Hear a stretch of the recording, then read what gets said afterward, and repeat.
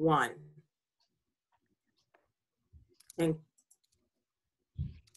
good morning, everyone. My name is Mary Anderson. I'm the Public Information Officer for Montgomery County Health and Human Services.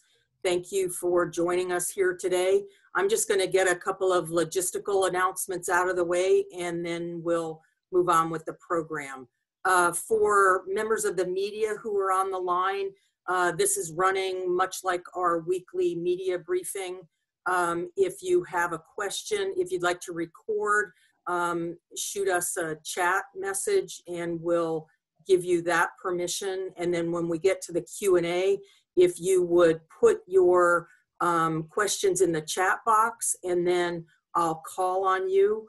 And with that, I think we will go ahead and get started.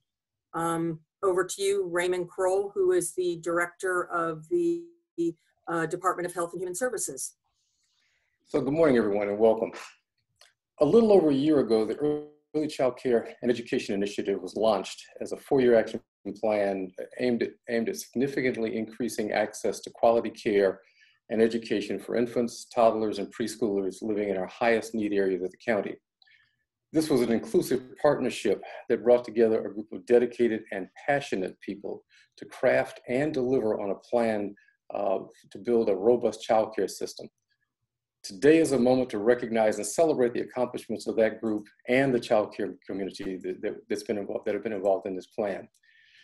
In the face of a national pandemic that has touched all of our lives, one that has created enormous hardship for child care providers and the families they serve, the steering community, the community partners, and providers adapted and went to work to do everything that they could to keep our child care services alive and growing. In addition to celebrating the work of that committee and the work that has gone on in the past year, we're also here to make everyone aware of the goals of the initiative for the next several years.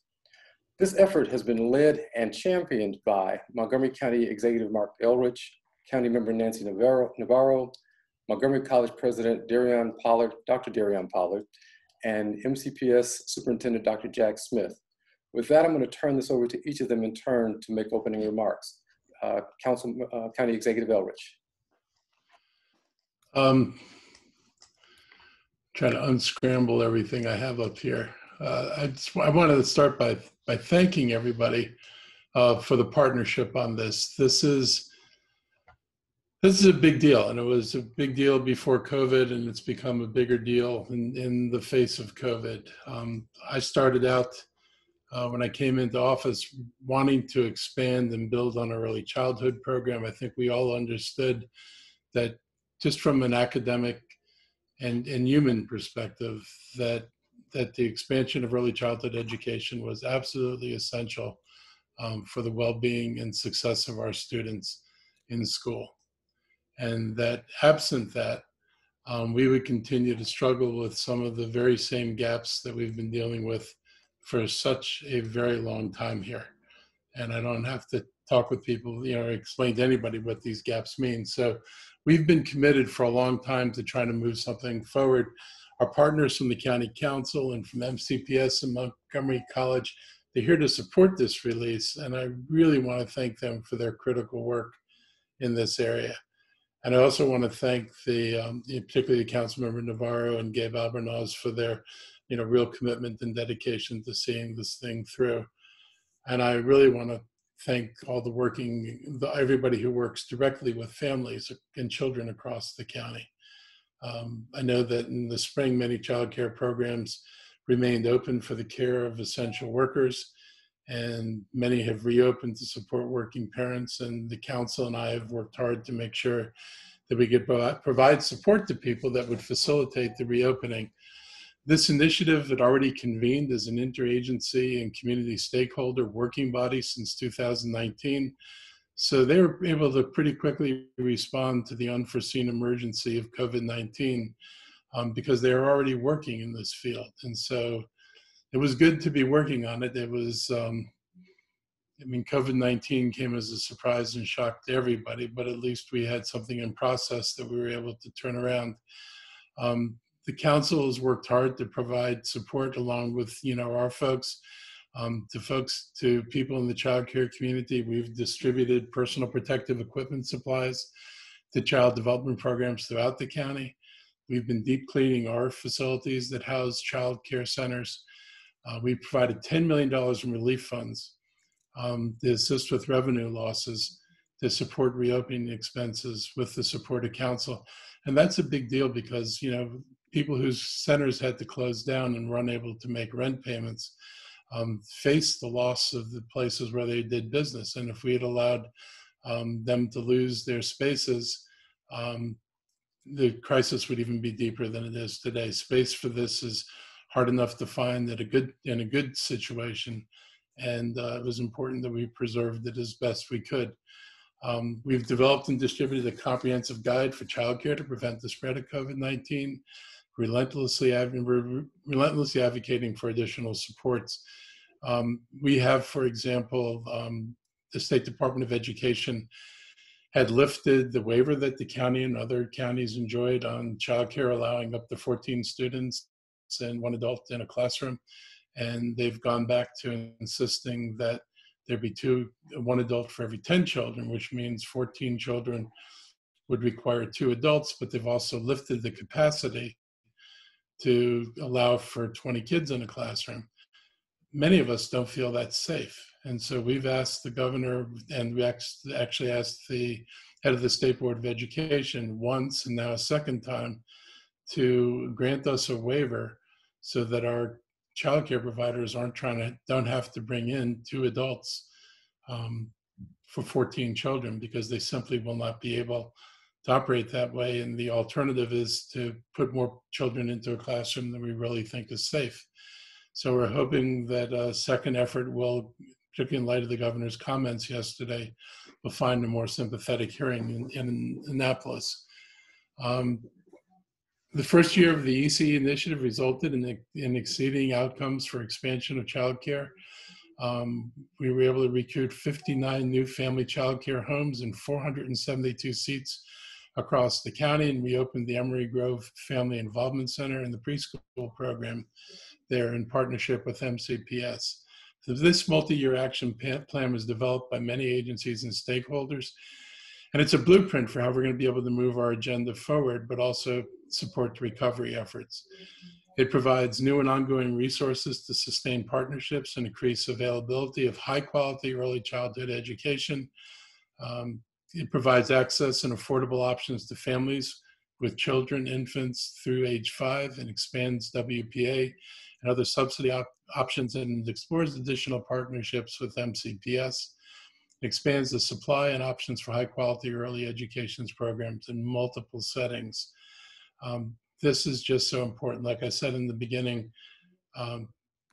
it was important to provide the children of Montgomery County better opportunities to be prepared when they enter school before COVID.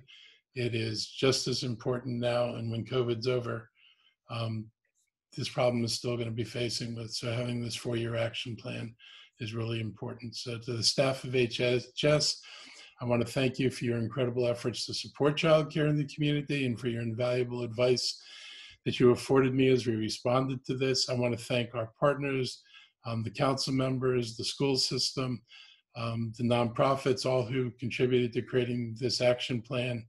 And I look forward to its implementation and to working with everybody as we move forward. So with that, I'll say thank you very much and turn it back to Raymond. I'm going to turn this over to Councilmember Nancy Navarro. Thank you so much. It is great to be here with County Executive Mark Elrich, President of our Montgomery College, Dr. Jerriann Pollard, Dr. Smith, the Superintendent of Montgomery County Public Schools, Dr. Kroll, Director of HHS, and also, of course, the Executive Steering Committee and all the other subcommittee members that include agency representatives, community partners, and leaders, all the stakeholders that really had a part in making this vision a reality. It gives me great pride to be a founding part of the vision and work that culminated in the county's early care and education action plan. When I first reached out to stakeholders about the need for a strategic early care and education initiative, the consensus was a resounding yes. I then reached out to the president of Montgomery College, Dr. Pollard, the superintendent of schools, Dr. Smith, then Board of Education President Pat O'Neill, and they were first in line to stand behind this vision. Our county executive, Mark Elrich, did not think twice about supporting this work and investing the necessary dollars. And my council colleagues immediately came together to support the proposal and the funding. This is what collaboration looks like. And I am grateful to all of you for modeling what is possible.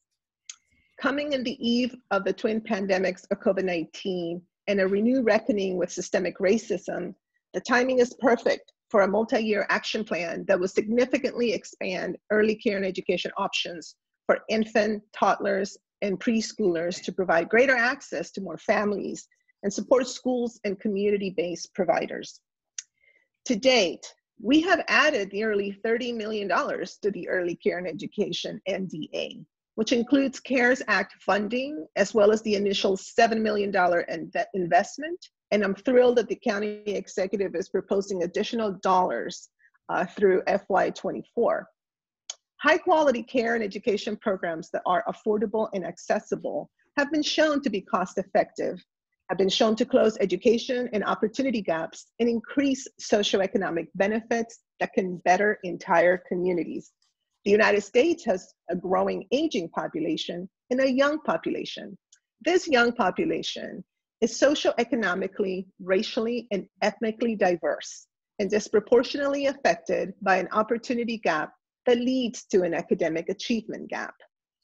In order to maintain our competitive edge as a nation, increase our shared quality of life, and achieve racial equity and social justice, our communities and our workforce must be prepared to access the opportunities presented by a rapidly evolving global economy. This is why I continue to believe that this is the socioeconomic imperative of our time. I come at this as a young mother who a long time ago needed high quality care but did not find any. So I quit my job and became a licensed family child care provider to care for my daughters and other children. And then when my daughter entered kindergarten, I founded a nonprofit organization, Centro Familia, to help immigrant women become licensed family child care providers, thus expanding the number of available slots in the county and promoting the creation of small businesses in immigrant communities. As a matter of fact, aspects of this blueprint are modeled after the Centro Familia's program design, which has yielded impressive results. Finally, I come at this as a legislator, first on the Board of Education and now on the County Council, where I have seen firsthand the urgent need for our comprehensive strategy.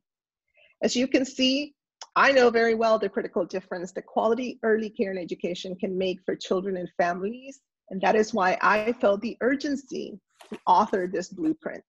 Coming together as a team to set the course for this vision is by far the most important and valuable investment we can make in our communities. I applaud everyone's efforts in making this initiative a reality.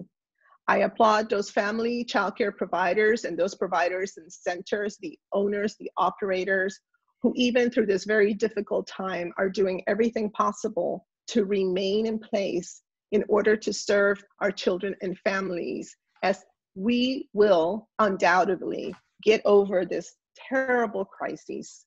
I look forward to continuing to work with our county executive and my colleagues to do everything possible to provide the necessary relief so that when we are done with this crisis, all of these slots are set and ready to receive our amazing children. Please be safe during these holidays and the rest of the winter time. Thank you. Thank you, Councilmember Navarro.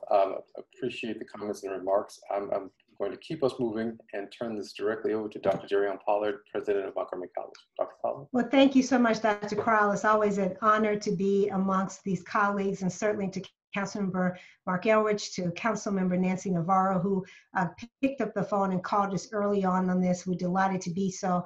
And certainly to my partner in crime, Dr. Jack Smith, all the time. Thank you for letting me offer a couple of comments here today. First, I want to say congratulations to the Early Childhood Education Initiative and its subcommittees for the incredible work that they've done in the first year. I recognize that our current conditions have made your work even more difficult, but you have obviously persisted because of talent and also because there's tremendous work to be done. So let me congratulate you on an amazing report. I suspect that when this report was being planned, the authors had little idea of the challenges that we'd be facing this year, or how we would have to bring relief to the true value of high quality, affordable early childhood education. First responders and healthcare workers still have to work during the pandemic, and their children have to be cared for during this time. That's a reality that many have to face and has strained families to the brink. People who are able to work from home but who have young children with them right now are seriously impacted by our current circumstances. Some of them are actually unable to work from home with young children there. Even those of us with older children, and I have an 8th grader who needs guidance and is liable to come in here in a moment and ask me where the cereal can be found, some suddenly realize how essential K-12 schools are to the strength of our workforce. If I didn't have my wife at home as well, I certainly would not be present for my job in the way that I need to be. If we had younger children at home, this would be a game changer for our family. And that's where early education comes in. If it wasn't clear before, we know it now. Early childhood education is pivotal to the health of our economy. And the recovery economy will depend even more so on this. Parents will need to rely on educational options that they trust have adequate infection control and follow health protocols carefully. They may also need more flexible hours as they work the schedules that are available to them. They also want to know that education that their child is receiving will prepare them for the next level of schooling. That is essential to the strength of our entire county. 20 years from now, employers are not going to ask folks if they were in school during the pandemic. They're going to need our young people to be prepared to work. And that's why the foundation that ECE provides are so critical. So at Montgomery College, the pandemic has slowed many things down, but it has not stopped our core function, and that's education. The Pathway Scholarship for ECE students has allowed students to sustain their educational pathways through the pandemic, supporting an increased enrollment and accelerating student completion. Many of those students could have been thrown off course by the pandemic's financial constraints, but we're grateful for that funding. In fact, some of them were able to step up as essential providers during the pandemic. The college's Credit for Prior Learning program allows some childcare providers to gain college credit for their experience, which accelerates their progress through our academic programs, moving them out into the market sooner. This helps shore up the numbers of providers that are ready to work. The college's collaboration between the early childhood education programs and the workforce development and continuing education area has created a synergy that moves students onto the right path. These advances are helping professional development, they help parents in need, and it strengthens our workforce. We all know the data on early childhood education. It forms the building blocks for future educational and eventual professional success. That's why at Montgomery College, we take the preparation of ECE providers so seriously. They are literally the connectors of our preparation pipeline. They also allow the rest of the economy to grow because parents are able to concentrate on their careers while experts care for and teach their children. I suspect this report makes the case for more consistent investments in ECE and for more collaboration among stakeholders, business, nonprofits, and educators. And we all have roles to play, for this report lays it out clearly. The pandemic has helped to highlight some of the needs that are already existing, but are now even more critical. Let's take advantage of the opportunity being created by this crisis and move ahead ambitiously with our shared priorities. I hope this report will provide some new evidence for why early childhood education matters so much and some renewed pathways for its growth and development. So grateful and delighted to be here with these allies and look forward to learning and growing with us as we respond to this evolving nature that we're in. Thank you so much. Thank you, Dr. Pollard. Lastly, we'll turn to Dr. Jack Smith, Superintendent for Montgomery County Public Schools. Dr. Smith, welcome. Thank you, Dr. Crowell. Pleasure to be here, and thank you for all you're doing on behalf of our community and your partnership with the school system in this health crisis. I am truly excited to be here today. The release of the Early Care and Education 4-Year Action Plan is a great day in Montgomery County. The work around this has been critical, and I just want to express my appreciation to the county executive, Mr. Elrich, to Councilmember Navarro, Councilmember Albernaz, and all the council members for their support. We've actually been able to add, thanks to county support, the Kerwin funding, and state support, more pre-kindergarten seats every year for the last 4 years. And that's something we have to continue to do because this is among the most essential work in this community. It's absolutely critical. The school board has been incredibly supportive of this, and they are as anxious and feel as urgent about this as the people on this screen today. And so it truly is, as Dr. Pollard said, a set of allies working together on behalf of our youngest residents. And we must continue this work. One of the highlights for MCPS was the opening last year of the Up County Early Childhood Center at Emory Grove. That center added to our services across the county and provides opportunities for our youngest learners, 85 of them, regular education students who receive regular education and special education in an inclusive environment, and is paired with other services in that building. We also have the McDonald Knowles services, and we provide that, as well as hundreds and hundreds of classrooms across the county that are serving children every day. And while we've made good progress, we must continue to move forward, and this action plan is going to help us do that and help us continue to build and add and grow. The programs right now, many of them are virtual or partially virtual, and no matter how they evolve or what happens in the future, they are critical to a young child's future success. They build foundational skills in how children enter structured learning environments, in how children build relationships outside of their own family, and in how children learn to navigate and negotiate the world around them. And it's a safe, appropriate way for children to be introduced to that. It's critically important also for families as they work with schools to build those strong relationships early on with the school programs and understand how to support children all the way through.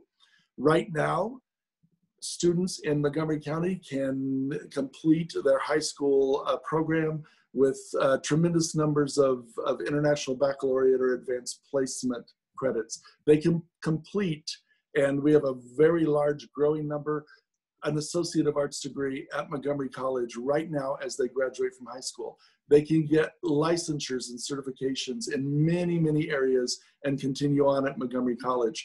They can stay here and go pre-K through master's degree programs and beyond right here in Montgomery County. In order to do those things, they must have that early foundation. And that's what this is about. It's why it's so important. And it's why we are all in on early learning and supporting the care, because the care of children is integral to their learning and how we do that. And so it's really a pleasure to be here today. It's a pleasure to work with a group of people in front of me, as well as many, many others across HHS, the nonprofits, the care providers, and the nonprofits that provide early learning. So thank you, everyone. Really good day, I think, for Montgomery County as we continue forward to provide these services to every single child in the county. Thank you. Thank you, and thank all of you for taking a moment to share with us your thoughts and your continued commitment to making early child care a stronger reality in Montgomery County. You speak to a lot of the truths of what it has taken to make this work, and talk about where the future will take us if we stay the course. And I say if, I should not say if, I should say as we stay the course. Before I move on, I want to acknowledge that Councilmember Gabe Albernaz is with us today. He's the chair of the HHS committee and has been a constant champion of early child care, along with Councilmember Navarro and the other members of the panel today. So thank you, Councilmember, for your presence, for joining us. I want to turn now and introduce the steering committee co-chairs, Caroline Sturgis, Assistant County Administrative Officer, and Joanne Barnes, Chief of Children, Youth, and Families, who have been at this work since day one. Of course, Ms. Barnes has been with us for a long time working on this issue of early child care and has been deeply committed to this process. So I want to turn it over to you, Joanne, to give us a sense of what lies ahead in the plan. Okay, thank you very much. I want to make sure that not only am I visible, but that you can hear me. I want to take just a minute to share with you what our report looks like. I think up to this date, let's see. Can you see the report? Yes. Okay, excellent, excellent. I just want to make sure that you're aware. The report is going to be released right after this press event. I wanted to take just a few minutes to tell you a little bit about what you will find in this report and hope that you will take advantage of the press release that comes out with the report and take a full look at it. Yeah. As one of the co-chairs of this event, first I'd like to thank the 4 leaders that have already spoken and expressed my appreciation to each of you for your attention to this topic of early care and education. And it really has made a difference. In this first year, which actually ended June of 2020, the report being delayed, as you might expect, because our focus had changed to responding to the pandemic. But in that first year of the work, we were able to achieve so much in 1 year with the support of each of you and Dr. Crowell. And I'm just really grateful on behalf of the steering committee to be able to produce this report and show you not only what we are planning to do, but some of what we have already done in the first year. We really did get off to a great start.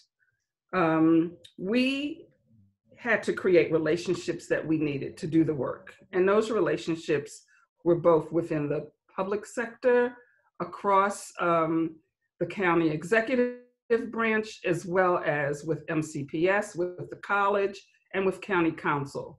But even within the executive branch, there was work we had to do to bring all of the right players to the table in that first year. It wasn't just HHS that's involved in making this a success. It's the Department of Permitting Services. It's Montgomery County Libraries. It's Montgomery County Department of Recreation. It's the community use of public facilities.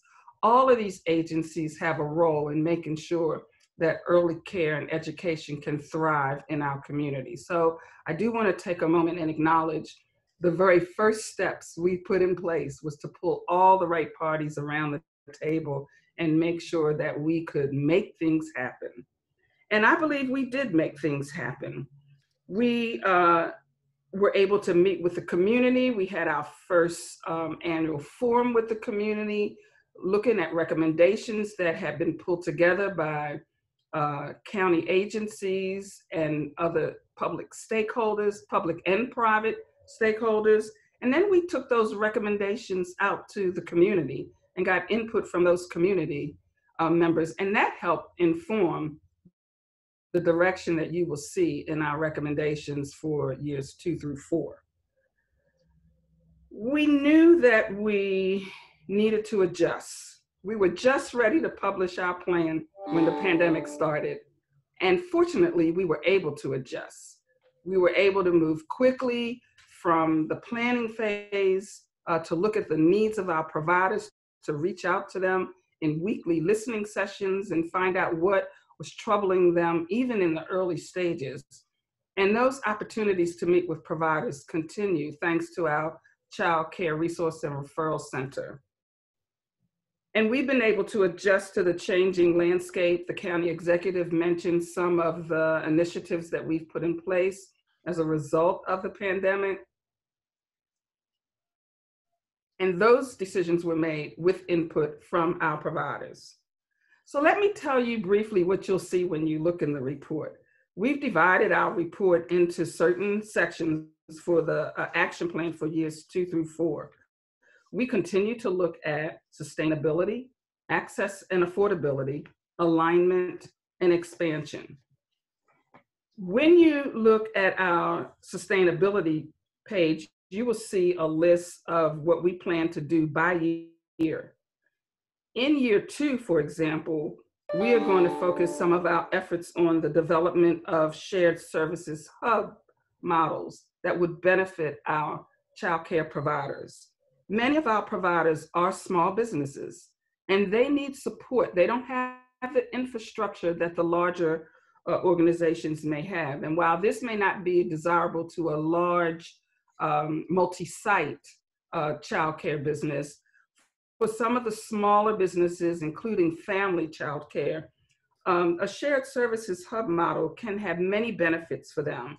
And over the next year, we're going to be looking at how we can support those small businesses with purchasing of PPE, with marketing to make sure that families know where they are and families know when they have vacancies and can take advantage of that information. We're hoping to look at building a local system that is much more nimble than the locate model that's sponsored by the state, that will truly meet the need of our families and providers in Montgomery County. Under access and affordability, I just want to highlight one item that you'll find in the report action plan, and that is our continued work to review the Working Parents Assistance Program and look at the need and the usage and consider where we are in these times. Is it time to make some changes to that program? So that's going to be a focus as we continue through year 2 and into the future years of the plan. We know that child care subsidies are influenced by the type of care a family uses, the income that a family earns, and the cost of care. And while we know that we're in a time where we're experiencing many changes to the child care field, we want to make sure that we don't lose the ground that we've already gained with the improvements that we've made to the Working Parents Assistance Program. We want to make sure that we continue to move our rates closer to the cost of care. And we want to make sure that we continue to monitor what families are experiencing even as their income moves up the scale. Typically, we're measuring with the federal poverty level scale, and right now we're serving families up to 350% of the federal poverty level. But that's something that we will continue to work on as part of our action plan. Under alignment, I want to highlight a couple of things that we want to continue our focus on. In higher education, we want to make sure that the early care and education professionals and those that want to be in the field of early care and education can take advantage of the strong pipeline that already exists in Montgomery County between Montgomery County Public Schools, Montgomery College, and USG. We want to make sure that there's continues to be a strong program, and that people know about that program. If you want to be a professional in the field of early care and education, that goal can start when you're in MCPS, when you're in high school. So we want to continue to work this year on developing strong relationships, collaborations, and marketing that so that young children who are in high school who desire to go into this field know the pathway, and they can plan for a seamless transition from high school into the field. Under the area of expansion, you'll find one of our action plan items is to continue to look at startup and facility costs code issues that have posed barriers for child care expansion. In our first year, we exceeded our goal of having new family child care providers added to our available list of providers. But we want to make sure as those providers try to open their facilities, open their family childcare as well as centers, that we can help them with startup, and we can help them address some of the facility issues that go into licensing their space. So that is something that we will continue to do. We've created great partnerships with the Department of Permitting Services that we believe will serve our child care providers well. And that's just a highlight of what's in the report. I really want to encourage you to go through the entire report, look at the recommendations as they span over years 2 through 4, but pay a particular attention to what we plan to continue to do this year, even while we continue to address the recovery efforts for our child care providers. We know that that work is going to continue. The impact of the pandemic has long-lasting effects on this industry, and so we know that our recovery work will continue. But we've got a great group of professionals, a great group of public and private partners, and membership from our community providers who are all willing to give us strong input into what we need to do to continue down that road of recovery. And this steering committee plays a major role in making sure that gets done. So with that, I'm going to stop sharing my screen. I want to just thank each of you for being here with us today. I'm so excited about being able to share this action plan. And again, I want to express my thanks to the county executive, to County Council Member Nancy Navarro, to Drs. Smith and Dr. Pollard for your continued support. I know that there are many other members of the Early Care and Education Steering Committee on this press event, and so I want to also take this opportunity to thank all of you, and I'm looking forward to another year of long-lasting work. Thank you so much. Thank you, Joanne. Very much appreciate you're walking us through that, and I want to encourage people once again, as you did, to take the time to dive into the report and study the richness of what's been done and what the proposed plan is for the future. I would say that the accomplishments of this first year have been amazing, but the reality is that partnership, commitment, and hard work have bred the success of the first year, and I think will ensure the future of this initiative. The group has demonstrated they were all in, as Dr. Smith said. I want to once again acknowledge the steadfast support of the champions you've heard from today, but I'd also be remiss if I did not recognize Councilmember Craig Rice, Chair of the Education and Cultural Committee, and indeed all the many members of the County Council for their support of this initiative over the year. Beyond that, in the face of all the adversity, the true heroes in this story are the providers that can continue to work and serve our families and who are ready to step back in and serve our families in the face of COVID-19. We play a supporting role for their efforts and for their work. So I want to thank you.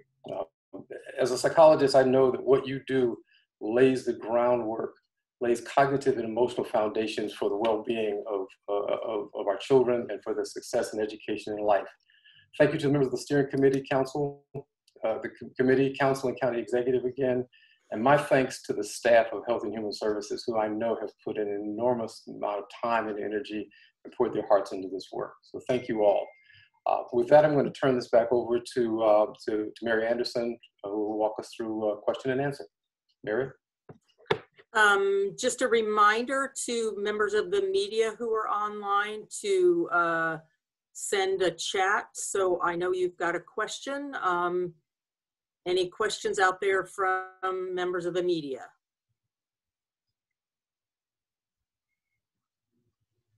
Well, let's see, one new message. Caitlin Keats, let me find you, Caitlin. And you should be able to go ahead and unmute yourself, Caitlin. I'm not. Got it. There you go. Perfect. Okay. Go ahead, Caitlin. Okay, I'll open this up to anyone who wants to weigh in, but Dr. Smith, you've reported, obviously MCPS's enrollment is down a good bit this year, largely in pre-K. So I'm curious, knowing the research-based benefits of pre-K, and how concerned are you that COVID will affect the progress that you all are making toward getting more kids enrolled, or that delaying or foregoing pre-K will affect these students' achievement throughout their academic careers, particularly for these Black and Hispanic students who have already historically had a harder time obtaining access to these programs? We're extremely concerned about that all the time, every day, for every child. And while we know the last 8 months have been very difficult, we understand that we have to continue to find ways to provide service no matter what the conditions or the circumstances are. And we need to continue to build out the opportunity for every child to engage in early learning in this community. It's absolutely essential.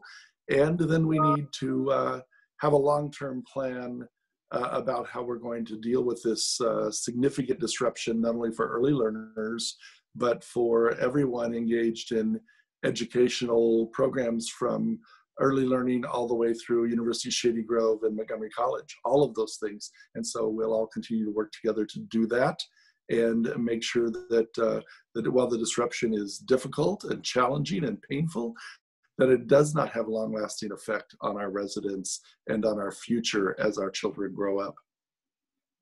Can I just also answer that?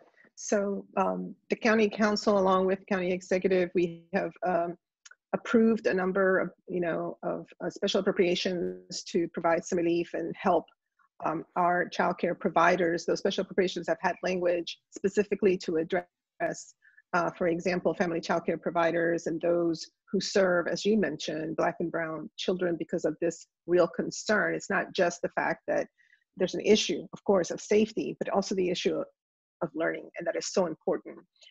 I think that your question is a really good one also, and it aligns with some of our initiatives, such as the COVID-19 Latino Initiative for Nuestra Salud y Bienestar, as well as our African American Health Program. I think that there are some connections there for us as we build those initiatives to also begin to reach out and ensure that we're able, as much as possible within the parameters of this COVID-19 crisis and the restrictions, to make sure the families understand that it is going to be imperative for those pre-K students to continue to learn and to continue to develop all of these different types of skills, so that when school does reopen and children are back, they haven't fallen behind. So this is something that we are very concerned about, as Dr. Smith just mentioned, and hope to leverage what we are doing right now in the crisis mode to then provide that support to those families. Thank you. We have a question from Marcela Rodriguez to Councilmember Navarro. Marcela, you should be able to, yep, you're unmuted. Thank you Go so ahead. much. I have a question in Spanish. Nancy, al inicio de cuando comenzó todo este programa, la implementación hace un poco más de un año, y durante el inicio, ustedes le hicieron la invitación a familias del condado de Montgomery a tomar ventaja de esta iniciativa, proveyendo estos servicios en sus hogares. Sabemos que la situación por el coronavirus no es la mejor y esto es obviamente un impedimento, pero cuando la situación mejore en un futuro pronto, ¿podrían las familias latinas del condado de Montgomery proceder a la inscripción y participar de esta iniciativa? Definitivamente, mira, en este grupo hay personas que están trabajando ya directamente con la comunidad. Por ejemplo, Jennifer Anais, que es la directora del Centro de Referencia y Recursos del Condado en el área de cuidado infantil. Ellos han estado trabajando mucho, sobre todo con aquellas proveedoras de cuidado infantil en el hogar. Muchas son latinas. También centros que están expandiendo el número de cupos para asegurarse de que esta comunidad tome provecho de esta situación, porque sabemos que los niños latinos, también con nuestros niños afroamericanos, son aquellos los que cuando entran a kindergarten ya están un poco atrasados. Entonces, esta iniciativa va a tener un impacto súper positivo en la preparación para el kindergarten. Y sí, una vez que terminemos de pasar por esta crisis, en parte es una situación bastante beneficiosa, porque entonces ya los cupos van a estar listos y así los niños y las familias pueden tomar provecho. Muchísimas gracias. Y si puedo hacer una pregunta para Vivi. Vivi. Sí. Usted ha trabajado de mano a mano con el ejecutivo del condado de Montgomery. Cuéntenos cómo ha sido esta experiencia y cómo se han visto beneficiadas las familias latinas. Bueno, yo creo que en lo que se dijo anteriormente, que dado al hecho de que ya teníamos el Steering Committee, ya habíamos estado trabajando en términos de todos los diferentes departamentos del condado, fue relativamente fácil poder coordinar los servicios durante la pandemia. Y eso ha sido bien importante en este momento que tuvimos la oportunidad de repartir un poco de fondos a los varios centros de cuidado de niños y de proveer información y de proveer recursos necesarios para ellos. Entonces, en ese sentido, ha sido un paso positivo en una situación de emergencia bastante negativa. Eso incluye a todos, por supuesto, a todas las organizaciones y los centros familiares que están proveyendo cuidado a los niños. Lo otro es que los centros de cuidado tuvieron la oportunidad o se acoplaron a la emergencia en términos de proveer servicios para el personal esencial. Y sabemos que muchos de nuestras familias trabajan fuera de la casa y son personal esencial. Y ellos tuvieron acceso al cuidado de sus niños en los varios, en el momento de los primeros 3 o 4 meses, cuando ese era el único cuidado al niño que existía. Y quiero reforzar de que no hemos dejado de tener comunicación continua con todos los centros de cuidado infantil, específicamente con aquellos que sirven a la comunidad latina. Yo personalmente he tenido sesiones en español y en inglés con directores de programas y con las dueñas de programas infantiles en su casa para proveerles información y mantenerlos al día con qué es lo que está sucediendo en la pandemia. Así que creo que hemos podido continuamente estar en contacto y darles todo el apoyo necesario en un momento sumamente difícil y vamos a seguir. Este plan realmente demuestra cómo vamos a seguir dando ese apoyo, porque esta es una industria que va a necesitar mucho apoyo para poder recuperarse de lo que ha sido esta pandemia. ¿Puedo hacerle una última pregunta? Usted mencionó algo muy importante que son los trabajadores esenciales. Eso para todas las familias que nos están viendo, sabemos que los latinos, muchos de ellos están en la primera línea de la pandemia, donde ellos pueden solicitar o encontrar más información sobre los centros de cuidado para sus hijos. Bueno, primero si van a la página web del condado, hay una solicitud para aquellas personas que tienen niños de 5 a 13 años de edad. Hay la oportunidad de que puedan solicitar ayuda financiera para poner a sus niños en un programa de apoyo durante el día para que continúen con sus estudios académicos, pero que también los padres puedan ir a trabajar. Entonces, el programa de School Age, hay una solicitud corta y los padres pueden solicitar para ese apoyo, y los programas están en las escuelas, en varias escuelas, y ahí están listadas las escuelas. Ese yo creo que es para los padres de familia que tienen niños de edad escolar, es parte del programa de cuidado de niños. Excelente, muchísimas gracias. También un momento, Marcela, también los padres que están interesados siempre pueden llamar obviamente al 311 donde se le da información en español, pero obviamente también pueden llamar a nuestras oficinas. El número de mi oficina es 240-777-7968 para cualquier tipo de orientación que necesiten. Gracias. Caitlin Peets thanks. Caitlin has a couple of more questions. Caitlin, go ahead and unmute. Thank you. Just one more for me. I guess according to the Maryland State Department of Ed, the percentage of Montgomery County kindergartners demonstrating readiness for kindergarten remained about the same, actually down about 1 percentage point between the 2018-19 and 2019-20 school year, now at about 53%. That's above the state average, as you know, but can you just talk about that data and what it says to you in terms of how it relates to this work that we're talking about today?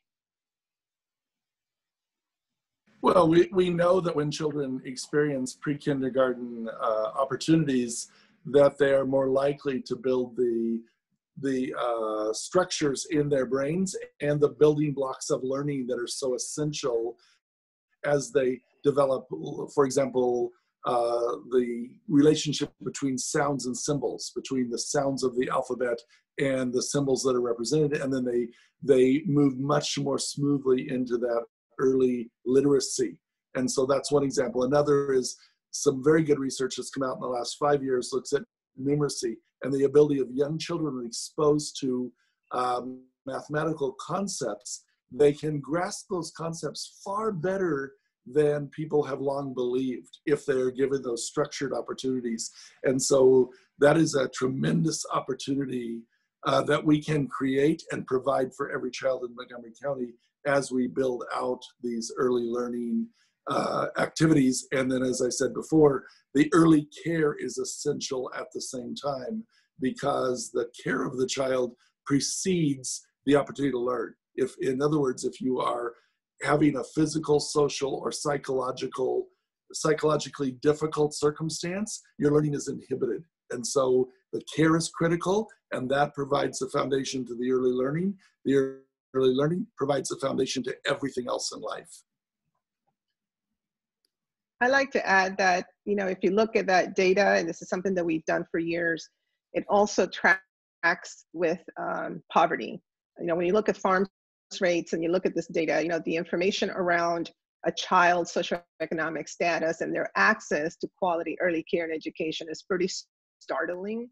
This is why this initiative is so important, because we want to level the playing field for all children.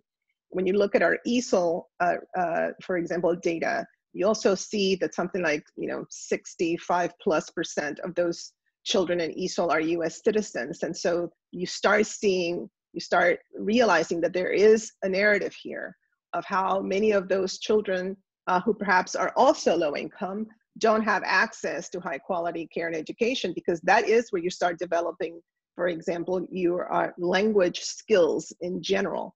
And so there's just so much that early care and education is able to do in a way that is also connected to equity, because if we are able to provide access to every child, regardless of their socioeconomic status, then once they enter kindergarten, they are able to just be ready and to continue to develop in ways that then provides those access to all of those opportunities. And so that's where it begins. And that's why, to me, I've always been, you know, a proponent of the fact that this is the most important place for our investment, because that's where you're going to get your best return on investment.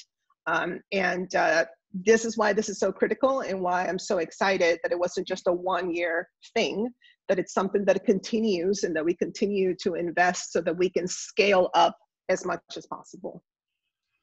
So I'd like to jump in and add something on here too. Yeah, I think most of you know I was a former school teacher, and I taught elementary school in Montgomery County. And when I came onto the council, one of the things I brought with me and I, you know, shared with my staff was, you know, it's one of the studies out of Harvard that talked about the return on investment in children.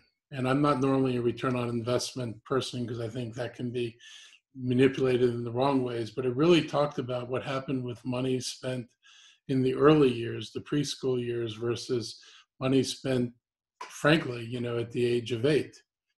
And that interventions that happen earlier and are more complete result in far more progress in children than interventions that happen later. And so I always felt like we have to continue to intervene wherever intervention is necessary. But it was really clear that, you know, focusing on the early years was the place where the money was going to produce the best results, that the way the brain develops and all this other scientific stuff, research that was being done when I was teaching, showed that this isn't just, you know, kids aren't just blank slates that you write on when they come into a classroom, but their brain actually develops differently and is differently accessible to information at different points in their lives. And so what you put in place early has profound impacts on how those brains operate when the kids get older. So I'm a big believer in this. It's not just the moral imperative, the logical imperative. It's actually a scientific imperative to act and act early.